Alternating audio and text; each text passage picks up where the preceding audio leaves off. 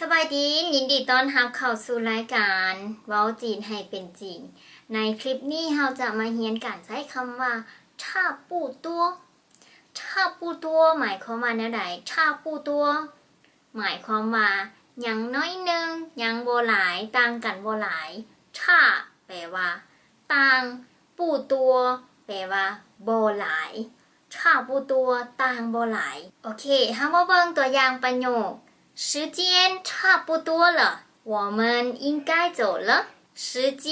差不多了，我们应该走了。时间แม่นเวลา差不多了ยังบ่หลายแล้วใกล้จะฮอดเวลาที่นัดหมายแล้ว我们พวกเขา应该ควรจะ走了ไปได้แล้ว时间差不多了，我们应该走了。ใกล้จะฮอดเวลาแล้วพวกเฮาควรจะไปได้แล้วเวลาในที่นี้ก็คือเวลาที่เฮานัดหมายไว้เพื่อจะเฮ็ดอันใดอันหนึ่งเช่นว่าไปขึ้นยนต์ไปขึ้นรถไฟไปขึ้นรถเมล์ไปประชุมอย่างต่างๆ这两件衣服哪一件更好看这两件衣服哪一件更好看ถ้าถามหมู่เฮาเกี่ยวกับความเห็นในเรื่องเครื่องนุ่งว่าเครื่องนุ่งสองตัวนี้อันตัวใดงามกว่ากันหมู่เฮาเห็นว่ามันบ่ต่างกันอย่างไรก็อาจจะตอบว่าโตท่าปูตัวล้วนแต่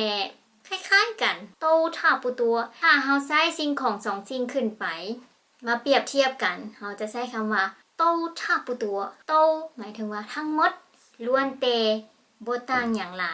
โตท่าปูตัวเช่นเวลาเฮาถามว่า衣服干了吗衣服干了吗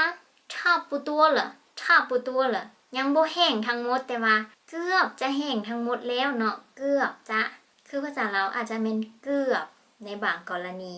饭熟了吗差不多了เกือบจะสุกแล้ว饭熟了吗ข้าวสุกแล้วบ่差不多了ใกล้จะสุกแล้วเกือบจะสุกแล้ว时间完了吗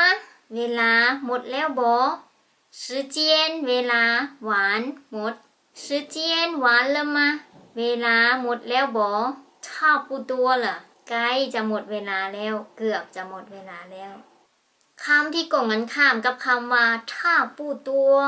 แม่นคำว่า差得远差得远ต่างกันบักหลายๆเนาะ差得很远ต่างกันหลายแท้หลายว่า差得很远โอเคเวลาของเฮาก็หมดแล้วพบกันใหม่ในคลิปหน้าอย่าลืมกดไลค์กด Subscribe และกดแชร์ให้หมู่เพื่อนของทานได้ติดตามน้ำกันขอบใจบ๊ายบายใจเจี